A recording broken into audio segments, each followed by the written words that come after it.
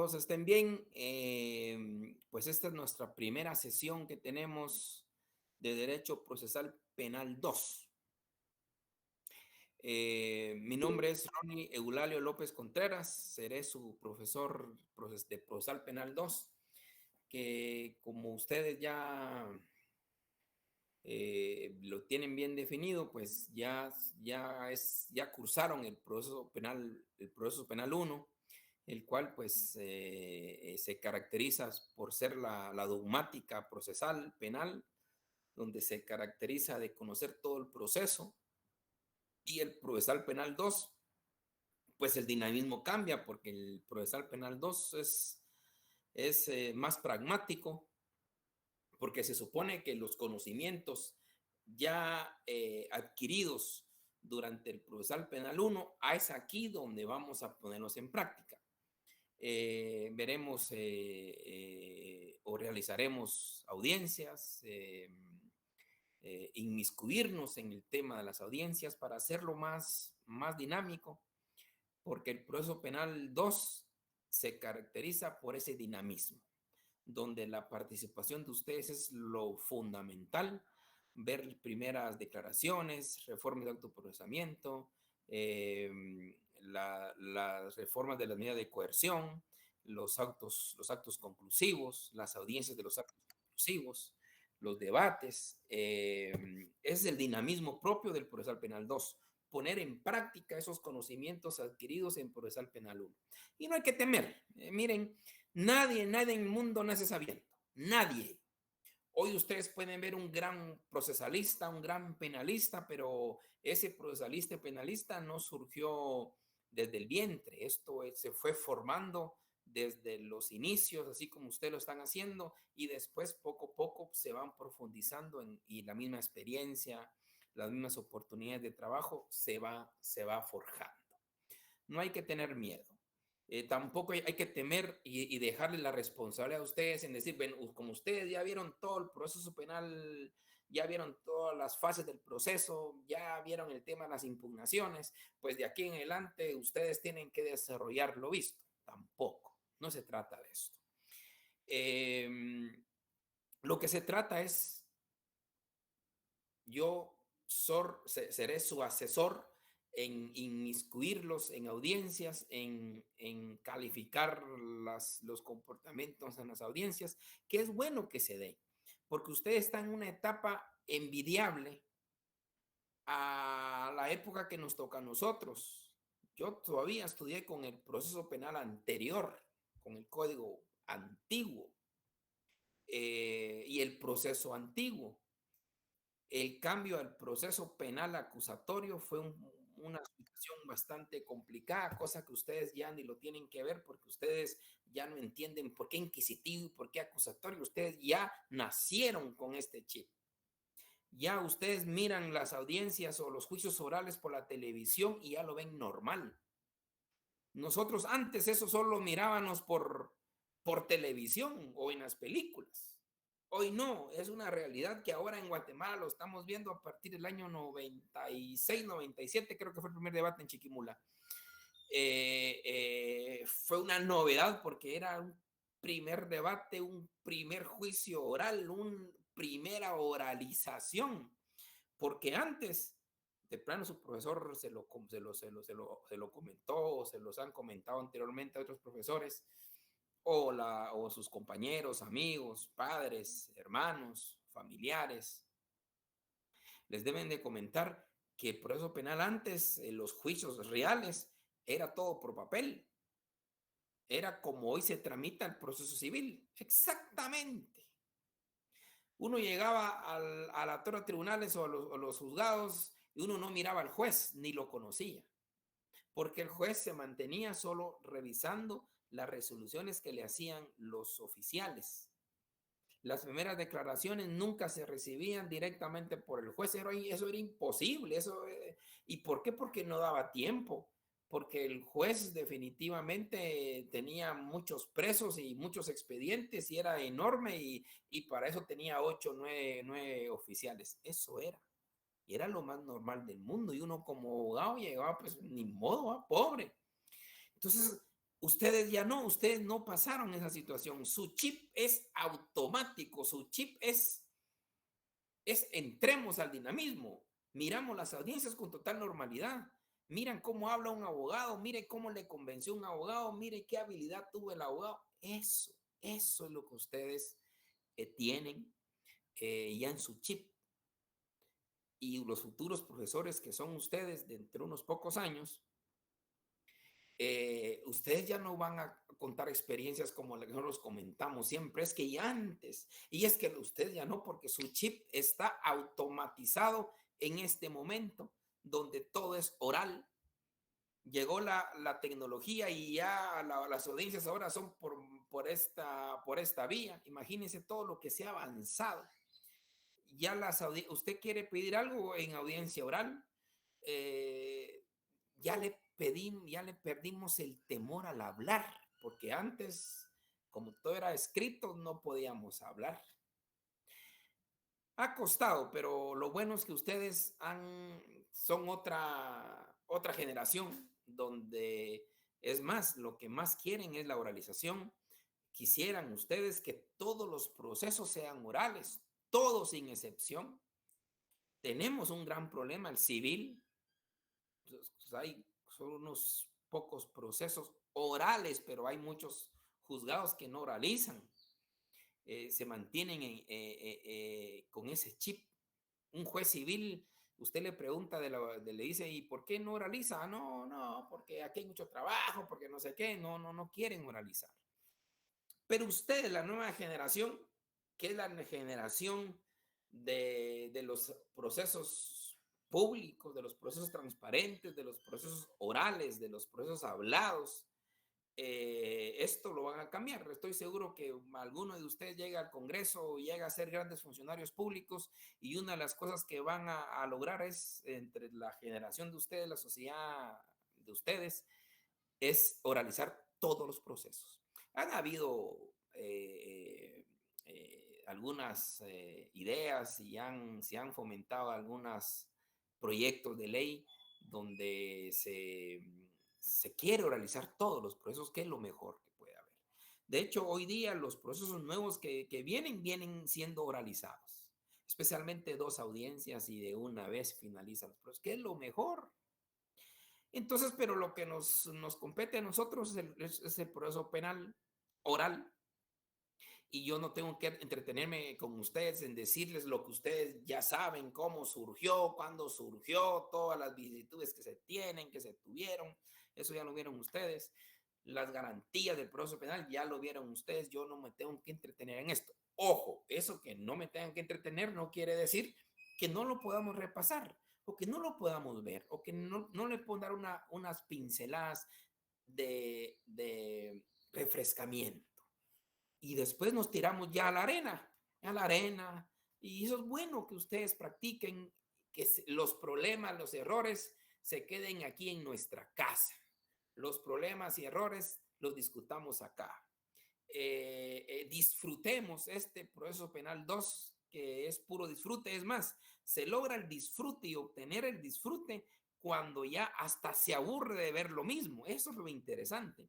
Quizás la primera audiencia que tengamos de una primera declaración, todo el mundo va a estar pendiente cómo se hace, no sé qué, pero después ya normal, normal. Y de hecho les invito para que ustedes puedan, los que tengan tiempo, yo lo sé, no todos tienen tiempo, hay diferentes circunstancias, pero los que puedan ir al juzgado de turno, ir a ver a una audiencia de vez en cuando, pues como todos son públicos, la ventaja es que son públicos, si pueden ir a la torre, entrar y presenciar un debate, genial, también eso es importante, va enriqueciendo, enriqueciendo, enriqueciendo. Aquí no se trata de ser más que otro, no, aquí todos vamos a aprender todo de todos.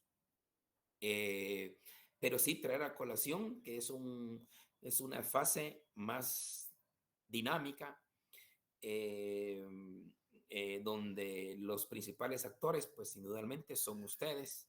Si estuviéramos en clases presenciales, que esperamos que sea lo más pronto posible, por el bienestar de ustedes, porque en las clases presenciales, obviamente, se discuten otras cosas más en forma directa. Eh, y también algo muy importante que eso sí creo que si no se recupera esto, los principales damnificados podrían ser ustedes en un futuro, es que las amistades, las relaciones se construyen dentro de la facultad.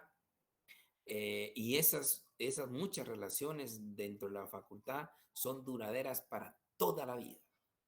Y digo toda la vida en su ámbito personal y su ámbito profesional.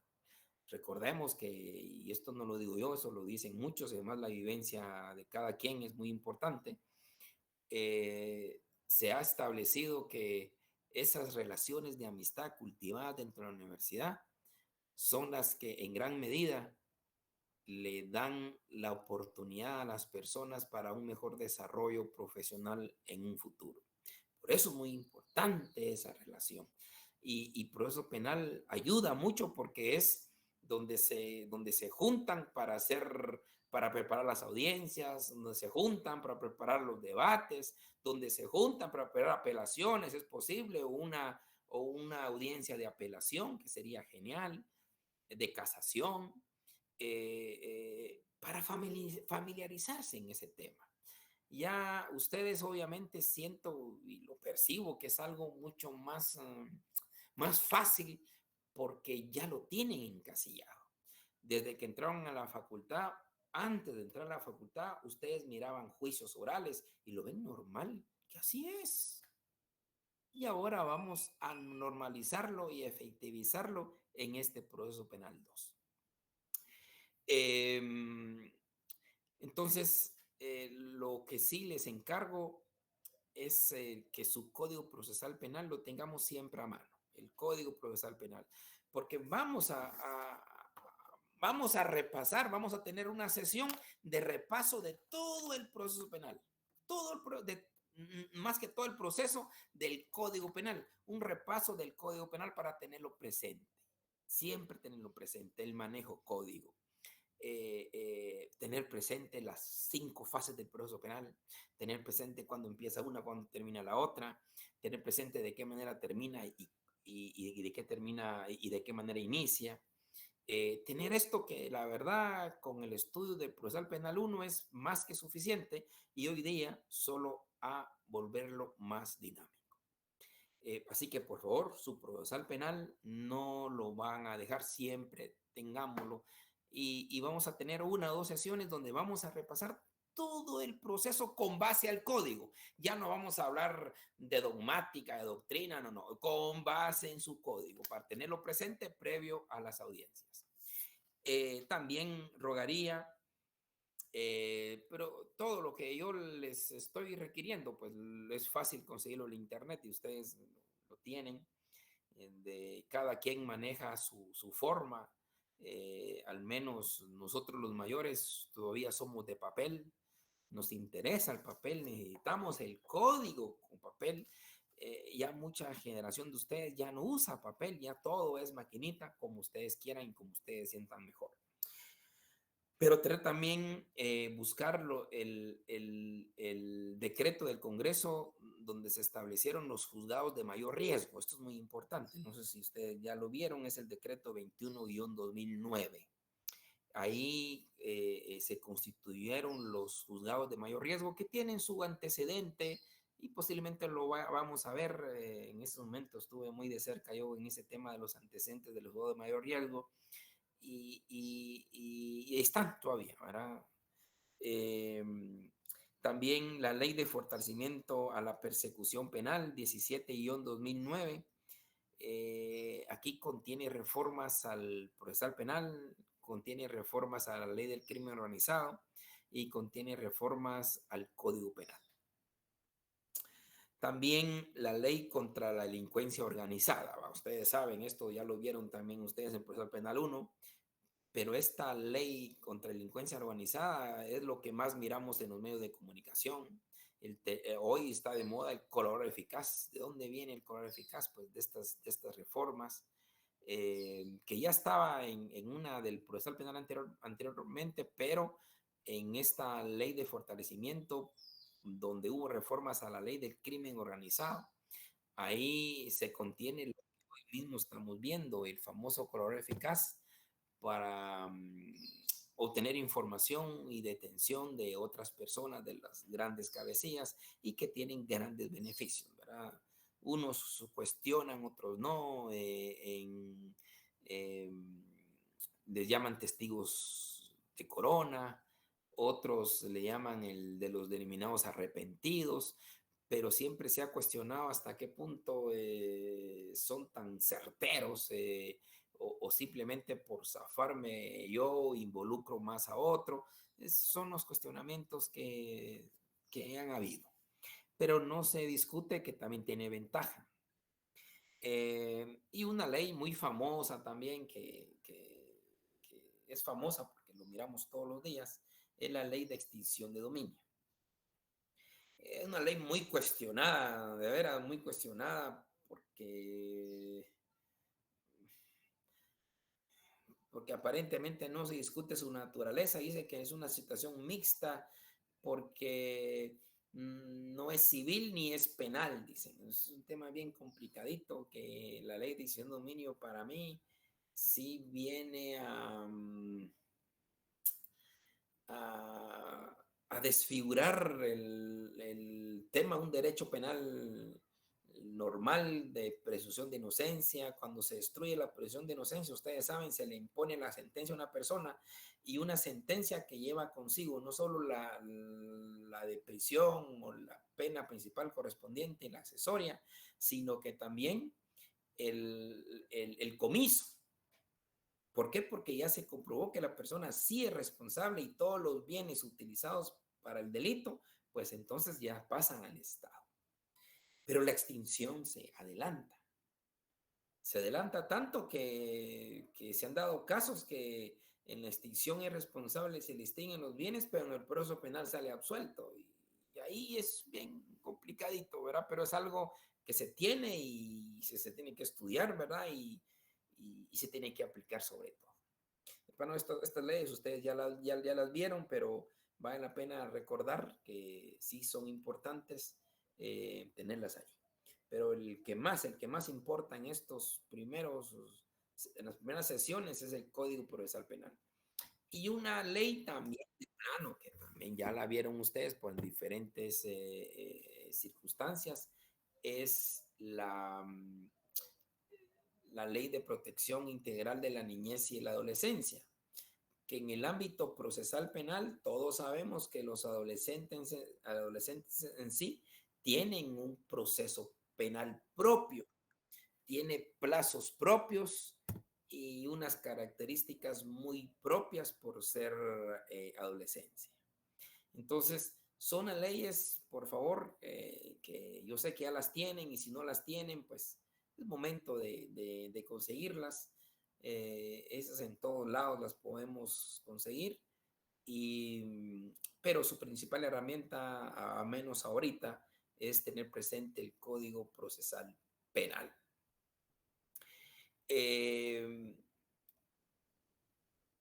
Para minchar justicia, obviamente el penal, en este caso, la herramienta, el vehículo que se tiene para aplicar el derecho penal, porque tenemos que tener una cosa clara. Lamentablemente, como nosotros estudiamos primero derecho penal y después procesal penal, creemos que ese es el orden de los procesos o del sistema penal en sí, y no es ese orden.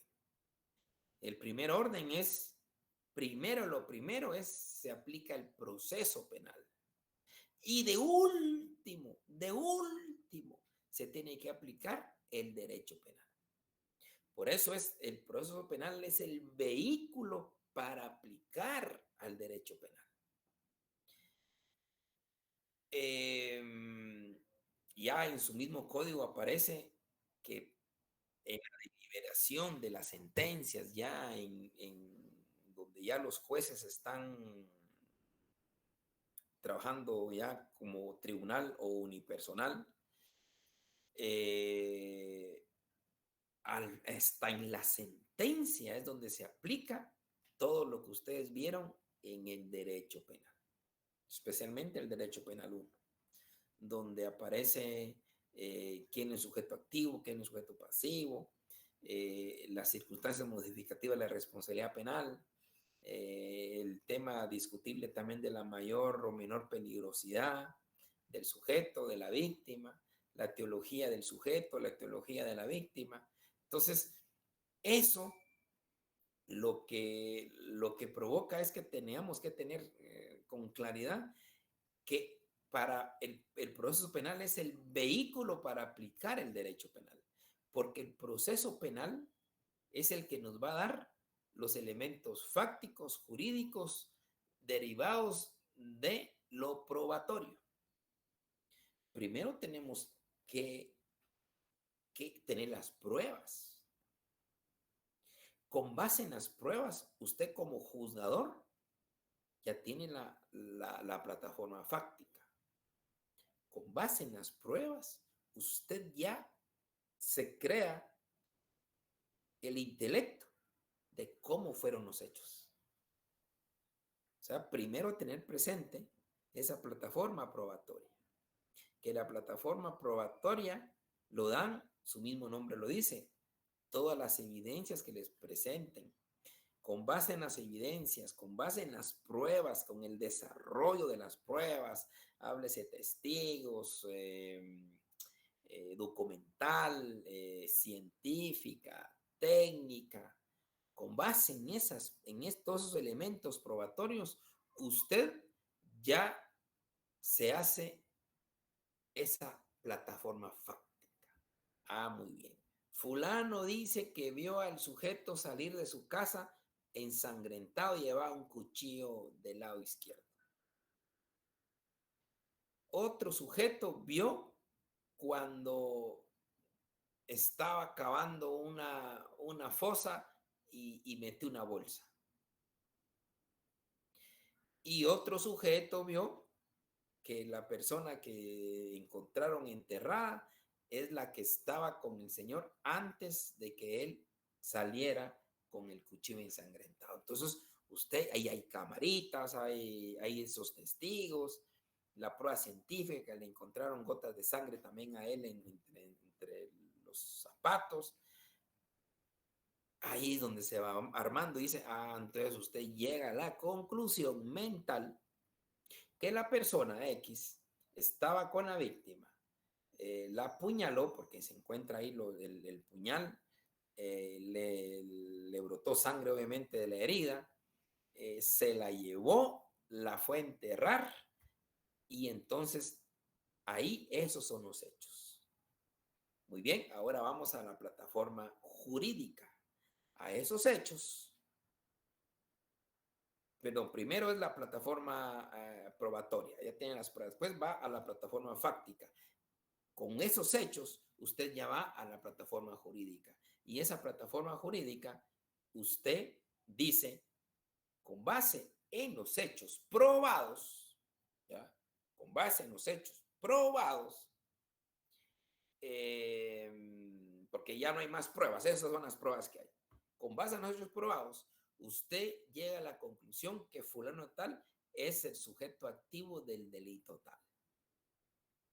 Y el sujeto pasivo es fulano de tal. Y por cómo fueron los hechos y las circunstancias, pues se determina que es un hecho doloso. Ojo, que no tiene ninguna causa de justificación. Y en consecuencia la persona tiene la capacidad de ser responsable y por ende es el responsable del delito de homicidio o femicidio, como ustedes ya le den la mejor calificación. Ahí entramos a ese elemento jurídico, la plataforma jurídica. ¿Se dan cuenta? Y bueno, insistir, el proceso penal es el vehículo para aplicar el derecho penal, porque el derecho penal únicamente se aplica en la sentencia. Ahí se aplica el derecho penal.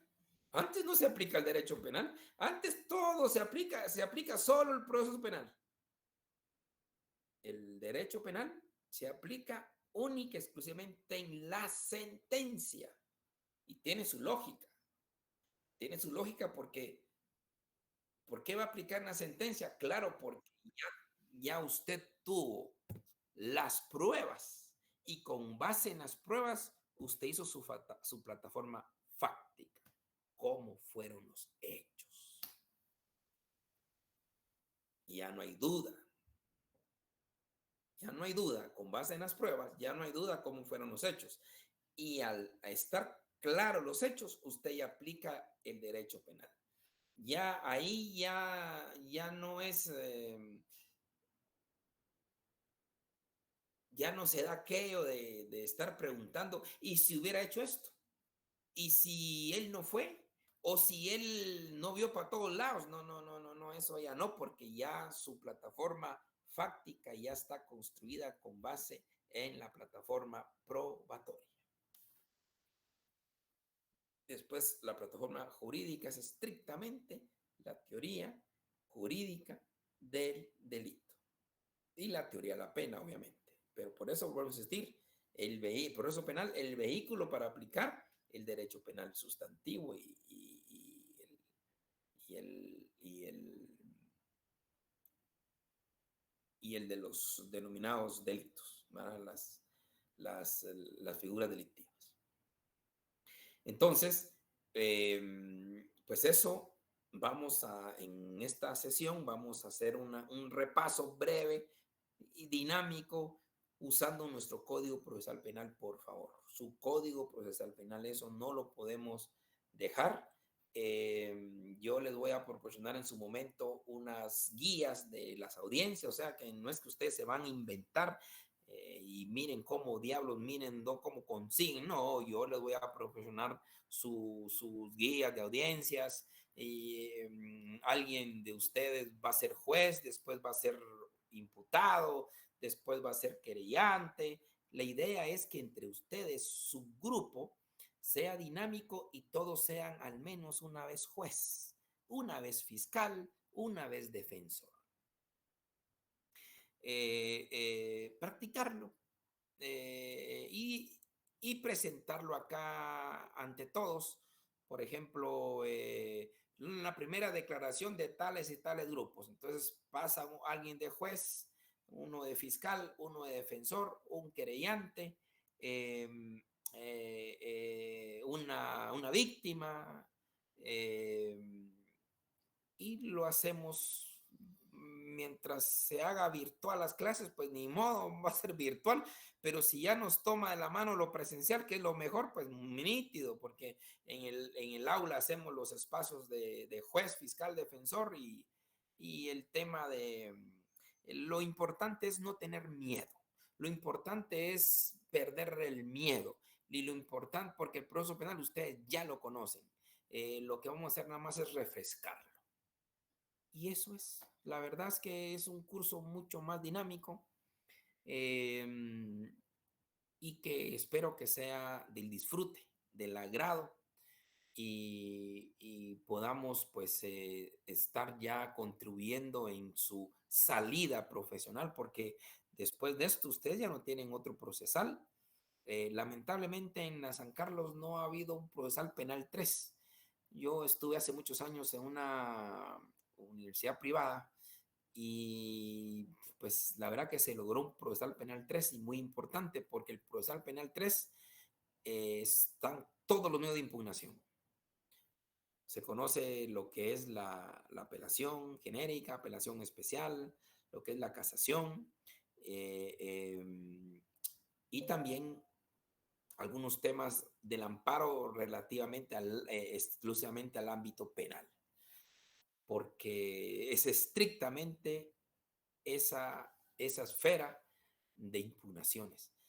Nosotros acá terminando los debates y bien y empezamos con las impugnaciones y qué, porque tenemos que saber qué impugnar, tenemos que saber cómo impugnar, tenemos que saber cómo se hace una apelación especial, tenemos que ver cómo se realiza ya una vista, que la verdad que no tiene mucho, si son capaces de hacer audiencias de primera declaración, todas las demás jóvenes no tienen mayor problema y yo creo que las más difíciles en todo es la primera declaración por ser una primera declaración y las de debate, obviamente. Las demás no. Si son capaces de hacer primera declaración y debate, lo demás no hay mayor pierde más que tener con claridad los argumentos jurídicos, que eso es lo más importante, argumentos jurídicos, conocer bien, tener con mayor claridad las fases procesales, tener con claridad cómo accionar en determinadas situaciones que se pueden dar durante las vistas, durante las audiencias. Y lo más importante es tener esa serenidad y la confianza en sí mismo de que estamos en la era de la oralización y ni modo, pues hablar. Y usted lo hace muy bien porque pues yo tengo 25 años de dar clases aquí en la Universidad de San Carlos, nuestra universidad, y quiera que no, he visto el progreso en realmente nunca me he dado cuenta yo que en un cuarto de siglo.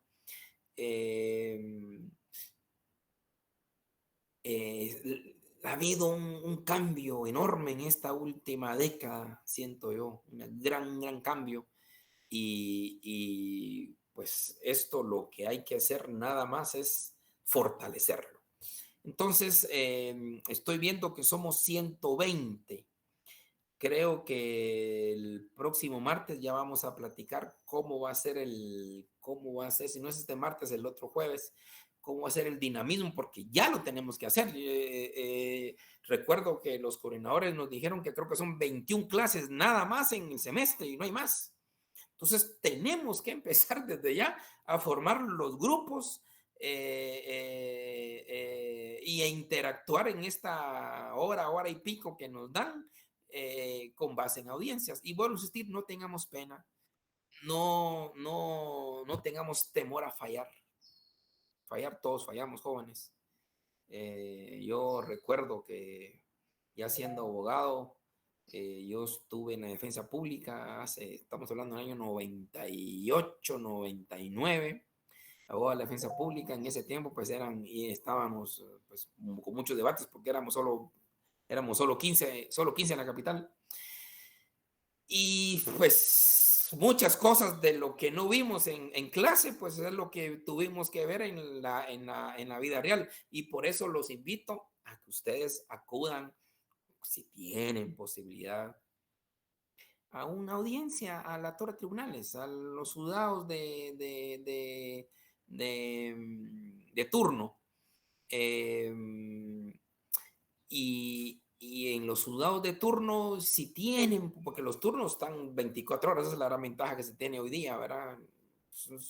Es una cosa linda que se dio en el año 2008, por ahí, 2009, porque antes no teníamos juzgado de turno, es una cosa increíble.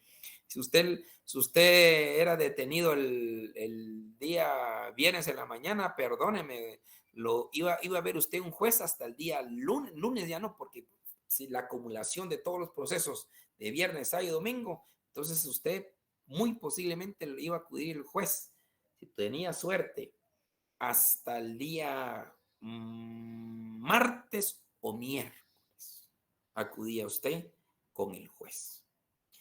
Y ojo, lo detenían y una vez lo llevaban al centro preventivo de la zona 18. Porque antes las capturas era un tema importante, las capturaban a la gente en cualquier lugar, como es ahora, pero lo llevaban a cualquier lugar, lo llevaban a cualquier comisaría y de la comisaría directamente a la zona 18. Ya estos, no me recuerdo, 2000, ¿qué? Sí, como 2006, para 2006 ya se crearon los juegos de turno. Fue una lucha nada fácil. Se lograron los juegos de turno para eso, para evitar que las personas fueran ingresadas directamente a la zona 18. A veces eran coaccionadas, eran lesionadas y las llevaban a la zona 18 directamente. Ahí donde se logró establecer aquel principio de la única puerta de entrada tiene que ser única, exclusivamente al juzgado de turno. Al menos se ha cumplido eso, porque ya también los juzgados de turno se han desnaturalizado como la idea que se pensó originalmente. pero al menos eso se ha respetado, que no entran a ninguna comisaría, al menos formalmente, pues no sé si realmente, pero formalmente no entran, sino que directamente a donde lo capturen va directamente al juzgado de turno. Y el juzgado de turno, pues si es en flagrancia, pues directamente lo escucha. Si no es flagrancia, es un problema que tenemos. Si no es flagrante, pues es orden de juez, entonces tiene que esperar que el juez que giró la orden lo escuche. Y ese es un tema muy complicado porque de veras cuando se hicieron los juegos de turno, yo estaba en ese movimiento, 2004, 2006, la idea es cumplir la Constitución.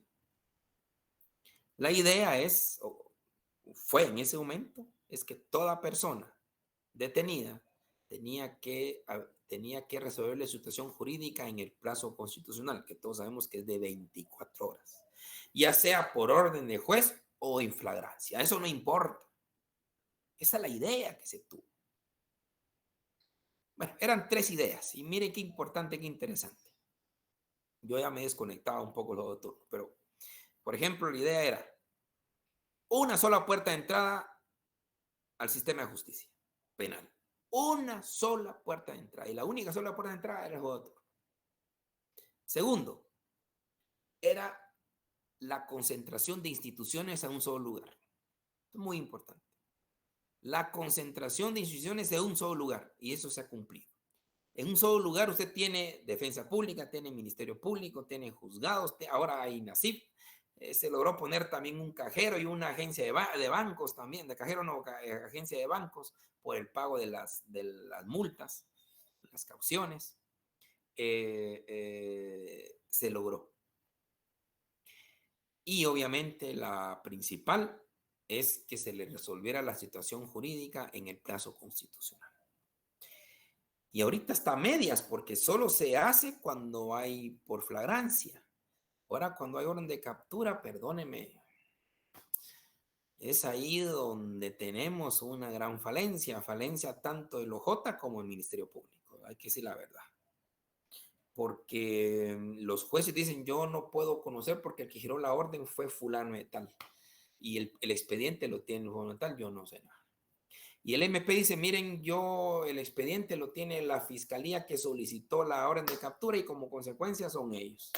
Y es ahí donde alguien muy finamente hizo una observación, hay que las carceletas pasan hasta una semana. Eso es el problema, cuando hay orden de captura. Pero ojo, nuestra constitución no da la clasificación cuando es orden de captura o es por flagrancia. O sea que mejor captúrenme en flagrancia porque entonces ahí sí me resuelven rápido. Ahora si me capturan con orden de captura, por favor, ahora tengo que pasar cuánto tiempo en las carceletas. Imagínense qué absurdo. Y lastimosamente el sistema de justicia, hablo como sistema de justicia o los entes del sistema de justicia, no han resuelto ese problema. Y es grave, grave, porque la Constitución, usted lo sabe. 24 horas.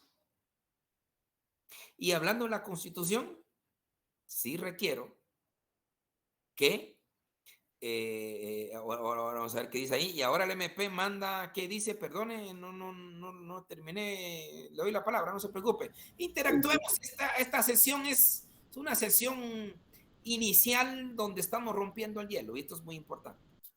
Me comentaba de que ahora están metiendo preso a los abogados defensores, ¿cómo así? Perdone. Sí, digamos, el Ministerio Público con esta persecución que está haciendo algunas personas acusa ahora a los mismos abogados de ser cómplices de los mismas víctimas, de las mismas acusados. Por ejemplo, el caso del periodista, hay varios abogados que... Sí, ya sé el tema. Pues mire, yo no puedo emitir criterio alguno porque hay que conocer bien los casos, ¿verdad? Yo desconozco más que solo los medios de prensa. Y esto es lo que usted dijo es muy importante, porque ustedes que son futuros jueces, los futuros fiscales, los futuros defensores, los futuros operadores de justicia, tenemos que tener clara un tema muy importante del quantum probatorio. El quantum probatorio hay diferentes fases, pero algo muy importante es la certeza. Para emitir un juicio, para emitir una sentencia, el quantum probatorio requiere que usted tenga certeza. Y la certeza significa que no tenga ni la menor duda que fulano es y que tiene pruebas. Mientras tanto, nosotros no podemos, solo podemos emitir juicios de lo que aparece en los medios de comunicación, pero no sabemos más allá qué hay. No sabemos si se cometió delito o no se cometió, no lo sabemos. El Ministerio Público se supone que previo a la acción tiene que tener evidencias. Y solo con evidencias es la única forma que usted como juzgador va a resolver. Fíjese, me toca un tema importante que me viene a la mente.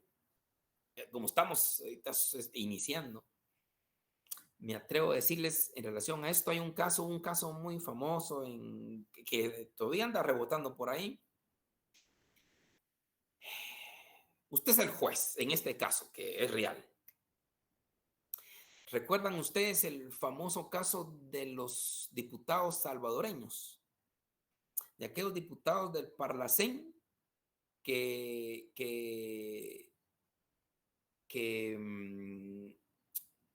ellos fueron interceptados, al parecer, por el crimen organizado y fueron muertos y quemados. No sé si ustedes se recuerdan de eso, que aparecieron allá como el kilómetro 25 de yendo a Santa Elena Varías.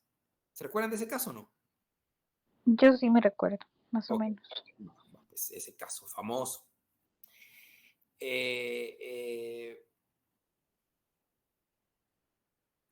Encontraron el vehículo todo quemado y todo el asunto. Y al día siguiente fueron capturados, no recuerdo, 3 o 4 policías, no recuerdo. El número no recuerdo. Exacto, sí. Así hubo un exdiputado sentenciado que ya falleció, también se dio. Entonces, capturaron a 3 policías o 4 policías que se les dijo que ellos habían sido los responsables de haber matado a estos diputados salvadoreños. Fue noticia. Se les metió presos a esos 3, 4 policías. Recuerdo que al día siguiente esos 3 o 4 policías aparecieron muertos en el Boquerón, porque ellos estaban en el Boquerón. ¿Se recuerdan de eso? Los policías fueron muertos también, los asesinaron dentro del Boquerón, dentro de la cárcel. Y dijeron que habían sido los mareros que estaban en el Boquerón. Y a cualquiera le suena lógico, porque eran policías, entonces los mareros no los querían y los agarraron y los mataron. Fue noticia también, pero todo fue muy rápido. Primero los diputados, después capturaron a los policías, después los policías aparecieron muertos en el Boquerón y entonces fueron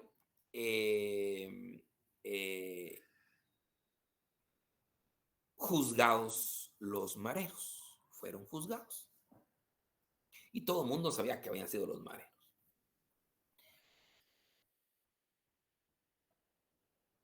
En debate, escuche, don Alan, el debate, el Tribunal de Sentencia de Cuilapa los absolvió a 11 mareros. Y la prensa atacando duro a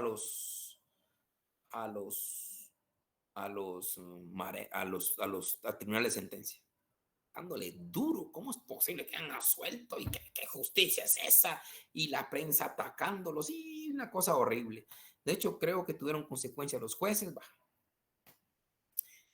Pero ya pasó el tiempo, a los 15 días por ahí, el tribunal de sentencia de plano consiguió un espacito no recuerdo si en el periódico, en Prensa Libre, no sé, un pedacito pequeñito, pequeñito del pedacito, donde dice el tribunal de sentencia clara. Escuche, don Alan, el tribunal de sentencia aclara. ¿Qué aclaró el tribunal de sentencia ahí en ese pedacito de prensa? Que el tribunal de sentencia tuvo que absolver a los 11 mareros. ¿Sabe por qué? ¿Cuál es la explicación que dijo el tribunal de sentencia? Porque como nadie, solo criticábamos, pero no habíamos visto la sentencia. Todos decíamos, y estos jueces vendidos, esos jueces de no sé qué, esos jueces corruptos. Pero pregúntele a la ciudadanía si había leído la sentencia. Pregunte. No. Entonces el tribunal, en un pedacitito que le dieron, aclara y dice, este tribunal tuvo que absolver a los 11 mareros sindicados o acusados en ese caso, porque se probó documentalmente que de esos 11 mareros, 9 de ellos, de los acusados, ni siquiera habían ingresado al Boquerón esa noche, sino ingresaron hasta el día siguiente, después de la muerte de los policías. Dígame, don Alan, ¿usted cómo? ¿Condena o absuelve? En realidad, a mí me ha tocado ver cosas bien feas del Ministerio Público y de las mismas leyes. Y a veces el Ministerio Público, preocupado por conseguir la sentencia, hacen cosas que no son adecuadas.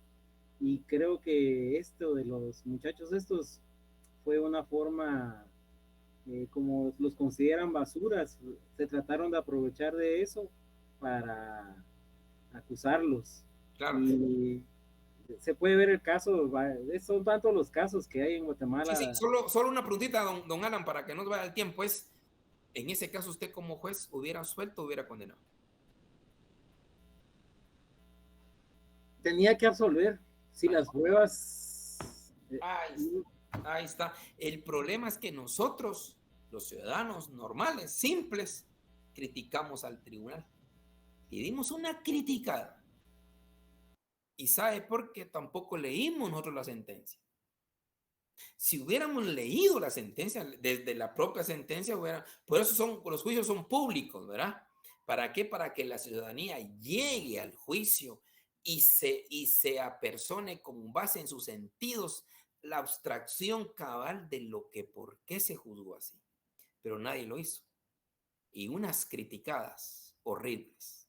Entonces, esas son las situaciones, y por eso vengo a lo que estaban platicando, que muchas veces nos dejamos llevar de lo que se dice, pero no vamos y conocemos realmente cómo está la situación.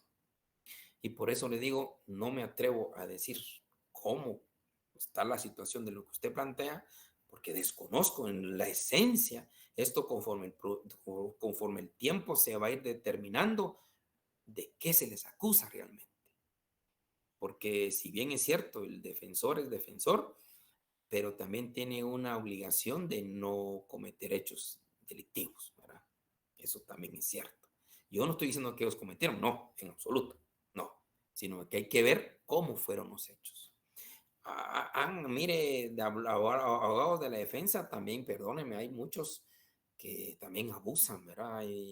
Ustedes no se recuerdan uno de un tal Otto Gómez, también en su momento, y ese es reciente, y ahora está detenido, pero él amedrentaba a todo mundo, a jueces, fiscales, magistrados. Eso ya no le da derecho como defensor. O sea, hay muchas cosas, pero lo más importante es saber concretamente bien cómo están los hechos. Por eso los procesos son públicos. Esos procesos bajo reserva tampoco me dan buena sensación. Porque la idea de los juicios, ustedes ya vieron las garantías, una de las garantías del proceso penal es que sean orales y públicos, porque la población tiene derecho de saber cómo fueron los hechos, cómo están las pruebas. Ese es el derecho que uno tiene.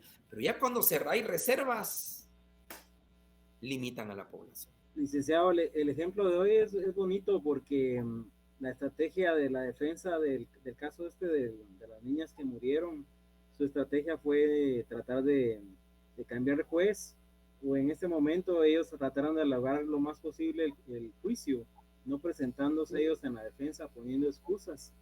Y hoy la jueza les dijo, bueno, los declara ausentes y puso Defensa de la defensa total. Total, es que ya mucho atraso también, ¿verdad? Mucho atraso. Porque en la Comisión Americana de Derechos Humanos, ustedes ya saben que una de las garantías es que sean juicios sin dilatorias, que no sean procesos dilatados, que no sean procesos tardados. Eso es una garantía que tenemos todos, que sean procesos rápidos. Pero el problema es que a veces los procesos se tardan mucho por la interposición de muchas incidencias y muchos recursos. Es ahí donde miramos procesos muy largos. Es donde vemos, y alguien ahí escribió que a veces la prisión preventiva hasta 10 años. No sé si son 10 años, pero sí hay unos que tienen 5 o 6 años, que es grave. En otros países la reforma está clara que máximo 4 años, que también es mucho. Pero a tener 5, 6 años, 7 años, es cruel. Es cruel porque todavía no se ha destruido la presunción de inocencia. Doña Rosita, cuénteme.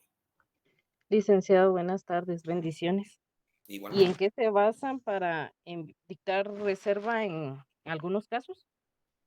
Pues mire, esas son unas reformas que vino el proceso penal para evitar que la prensa, evitar que terceros no involucrados en el proceso tengan conocimiento del mismo. Yo creo que se hizo muy mal uso en su momento, muy mal uso, y ahora pues creo que el MP también lo está haciendo.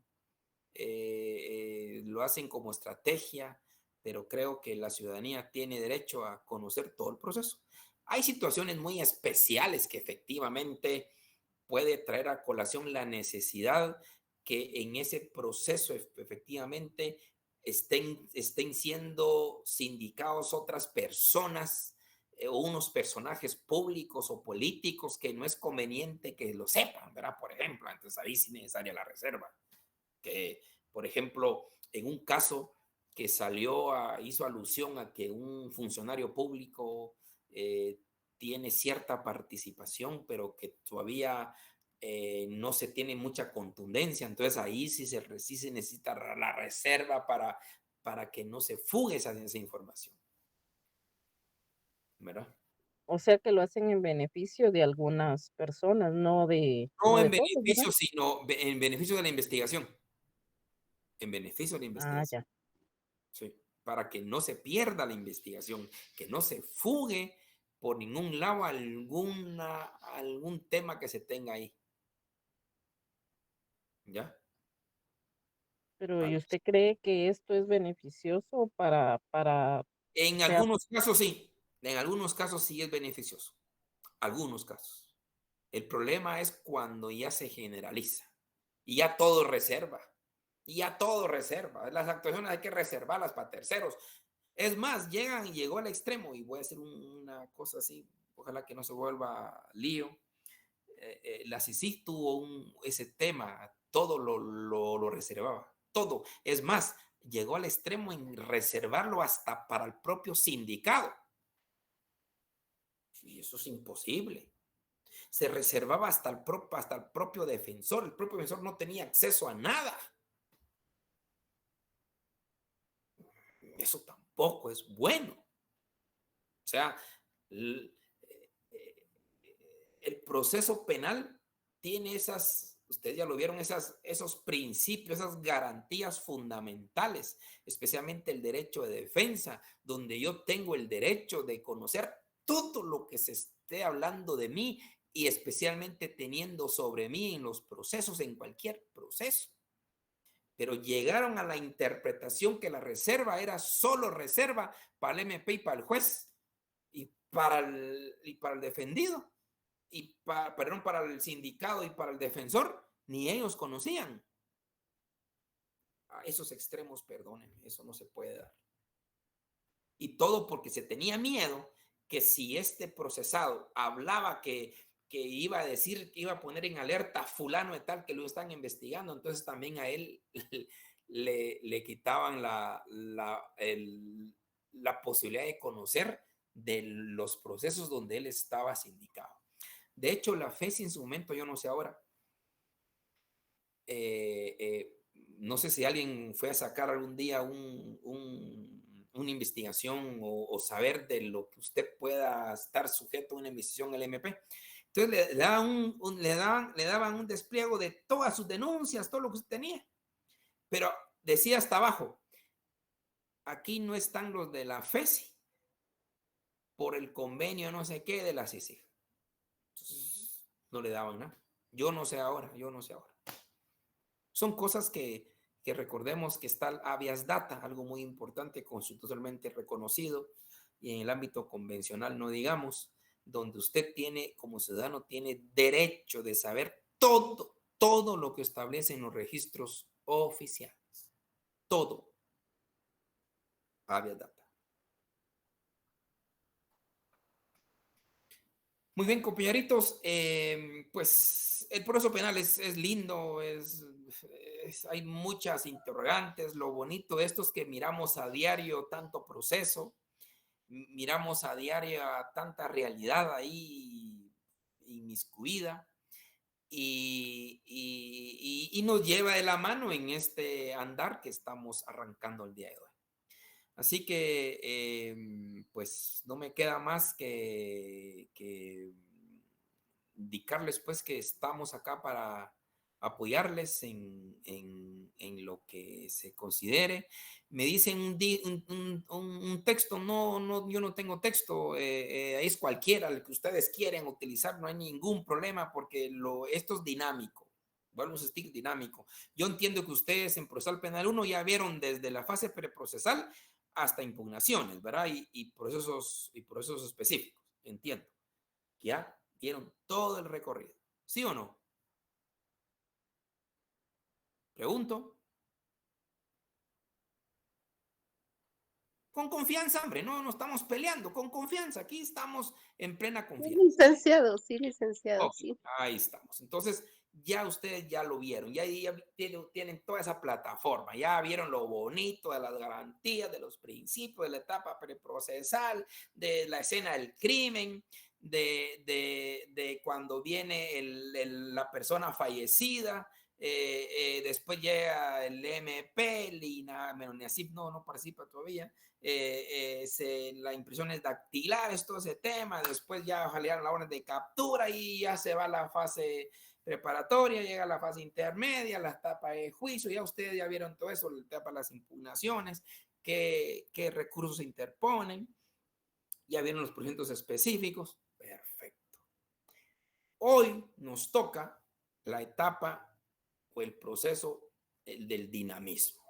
De eso visto, hacer una práctica de estar realizando audiencias, estar realizando audiencias de primera declaración, reforma de autoprocesamiento, revisión de la medida de coerción, los autos conclusivos, el debate y unas vistas de impugnación. Eso es lo que nos corresponde. Entonces, pero es bonito, ¿no? Yo creo que es el curso más dinámico que pueden tener en todo el ciclo académico del derecho. Creo que después lo vuelven a repetir en las clínicas, pero ya esto ya es mucho más familiarizado porque lo vuelven a hacer lo mismo prácticamente, se preparan un debate, hacer simulacros. Yo les voy a proporcionar en su momento una película linda que podamos ver para el tema del interrogatorio, porque el interrogatorio es la médula espinal del debate. Es lo básico, lo fundamental del interrogatorio en los debates. Pero lo importante es llevarlos de la mano. Primero vamos a hacer un pequeño repaso, pero repaso breve, porque hay que tenerlo siempre, un recordatorio. Después vamos a repasar el código procesal en una sesión. Creo que una sesión lo volvemos a repasar todo rapidito y después ya nos concentramos en las audiencias. Yo creo que la otra semana, el martes posiblemente, ya tenemos un dato total de cuántos somos y podemos tener grupos.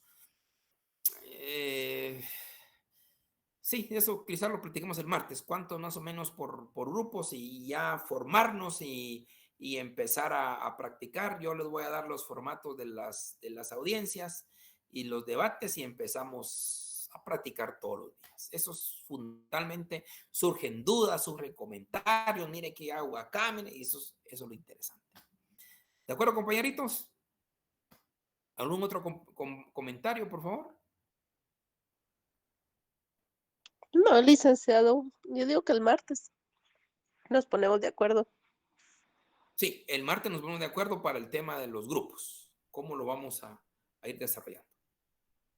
¿Estamos? Licenciado, disculpe, Sí. ¿cómo va a realizar las evaluaciones?